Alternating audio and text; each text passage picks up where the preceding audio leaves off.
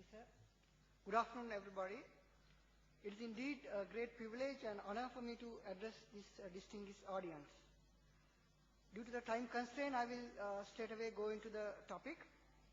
And since you have been adequately briefed today about the LTT domestic network and its activities, I'll be covering more on the LTT international aspect, which will be focused on LTT international network and key five groups, and it will be followed up with LTT media network, financial network, and the world response. In the military context, the LTT leadership and the Tamil diaspora were identified as two centers of gravity that drove security forces into 3 decades-long military conflict. Tamil diaspora provided them with much-needed propaganda, finance, and logistic support for the LTT and its leadership to survive more than 3 decades.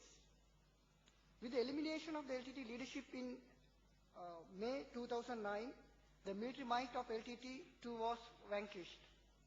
However, the diaspora factor and the LTT international network largely remained intact, posing potential threat not only to Sri Lanka and the region, but also to the peace and stability of the world at large.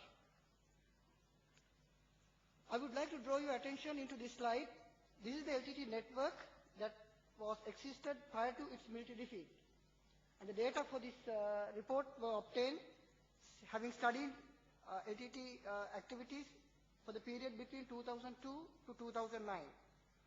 And basically it was controlled by the Prabhakaran, and his international secretariat was headed by Manivannan, and his deputy was Nediyavan, and the network could be broadly categorized into 4 components.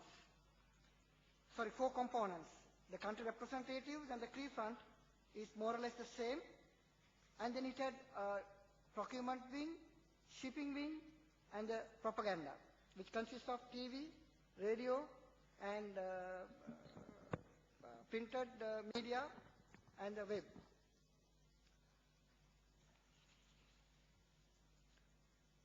The aim is to analyze the evolution of LTT international network. The aftermath of the communal disturbances of 1983 led Tamil people to seek political asylum in many Western European countries, and they soon established themselves as Tamil diaspora. It is estimated that a little over 1 million diaspora living outside Sri Lanka at present, and more than half of them are from United Kingdom and Canada. In most countries, the Tamil diaspora has created a labor force and, more importantly, vote bank for local politicians. This situation has been clearly exploited by the LTT and pro-LTT elements, thus creating a conducive political environment and funding ways for strengthening their network. Having said that, it is also important to note it is only less than 10% of the radicalized segment of the Tamil diaspora get actively involved in promoting LTT interests, and majority of them remain silent. Since the opening of the first LTT front organization in London in 1984, the LTT expanded its international network through establishing number of officers in 48 countries. Initially, the LTT International Secretariat was functioned from London and Paris, and subsequently it shifted to Vanni in year 2002. Since 2001, the LTT international activities were coordinated by Manivannan and Castro, as I indicated in the earlier slide, and it was under direct supervision of the LTT leader. Activities of the LTT front organization could be broadly categorized into fundraising, propaganda, and logistics. And these were mainly handled by 2 key umbrella organizations, that is TRO, which they ran as a charitable organization, and TCC, it's operated under various names. It's functioned under social organization that involved in Tamil social and other networks. And in addition, it had separate other organizations. Though their tasks and responsibilities invariably overlap, there's a significant autonomy of operations in each.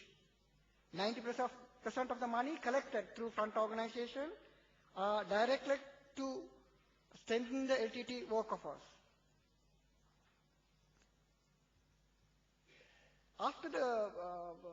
Before the Prabhakaran death in January 2009, the LTT leader, having utilized his whole option to rescue himself, as a last resort, he appointed Kumaran Padmanathan as the coordinator of LTT International Affairs, expecting a third-party intervention.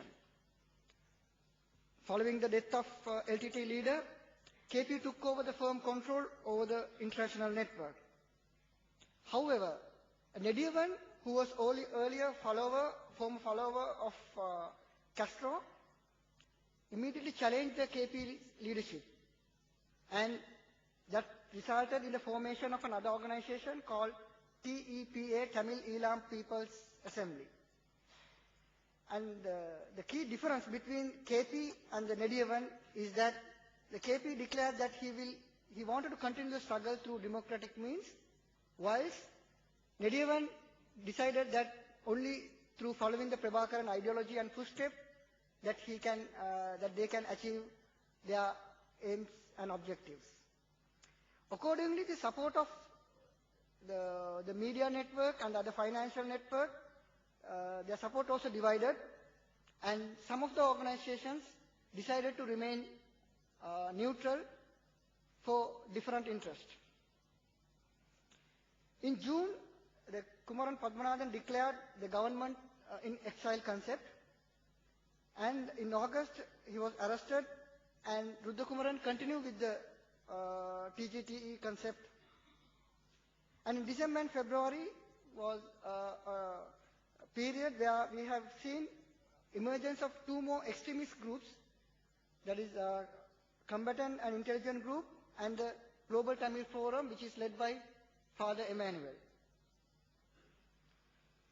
Against this backdrop, present LTT and pro-LTT international network could be broadly categorized into 5 main groups: TGTE, BTF, GTF, TEPA, and the Intelligence Ex-Combatants Group. Though role and task and policies of these groups invariably overlap, all these groups are working for a common agenda of establishing a separate state. In addition, they promote LTT interest and ideology overseas. Constant efforts are also being made to have access to the Tamil population in Sri Lanka directly, as well as through ex-combatants, pro-LTT Tamil political parties, INGOs, certain INGOs, etc. Before we discuss about the TGT concept, because I'm going to brief you all 5 groups. So before that, I speak a man behind creating the TGT. Now you can clearly see the Rudrakumaran's links to LTT, and he closely associated with LTT leaders and other prominent leaders since 1990. He acted as one of the coordinator of World Tamil Coordinating Committee in the USA, one of the key LTT fronts that operated prior to US ban LTT in 97. Also acted as a legal advisor in number of LTT related cases in overseas. Participated in LTT organized events, represented LTT in peace negotiation with GOSL in 2002-2003, worked as a link person between LTT leadership and interested group outside Sri Lanka. And he is the architect of transnational government of Tamil Elam. He has appointed 14 individuals as key advisor for the formation of the TGTE, and these advisors were also identified as advisors who advised Prabhakaran when he was living, and they have been identified as a long-time pro-LTT activists.